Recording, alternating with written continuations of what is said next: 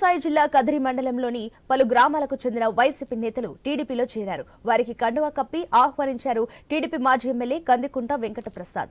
రానున్న ఎన్నికల్లో టీడీపీ ప్రభుత్వం అధికారంలోకి రావడం ఖాయమని, టీడీపీ ప్రభుత్వం ఏర్పాటుకు ప్రజలు కృషి చేయాలని ఎమ్మెల్యే కందికుంట వెంకట ప్రసాద్ పిలుపునిచ్చారు.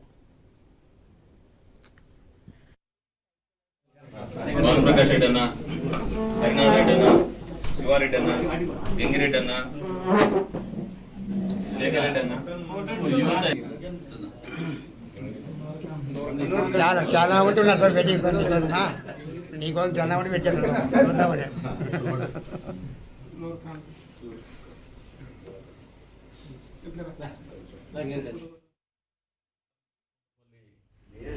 గ్రామంలో అదే రంగ పందలకుంట జౌకుల 3 గ్రామాల్లో కలిపి పెద్ద ఎత్తున తెలుగుదేశం పార్టీలో చేరుతున్నటువంటి మొదటి నుంచి కూడా ఈ గ్రామంలో తెలుగుదేశం పార్టీ కొద్ది మేరకు వెనుకబడే ఉంది.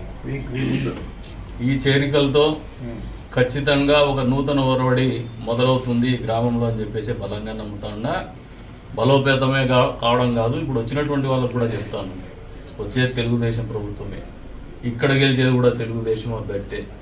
ఎక్కడ అనుమానం పెట్టుకోవద్దండి. వచ్చే 5 ఏళ్ళు బ్రహ్మాండమైనటువంటి అభివృద్ధి చేయడానికి అందరినీ కలుపుకొని పోతాం. ఎక్కడ కక్ష సాధింపు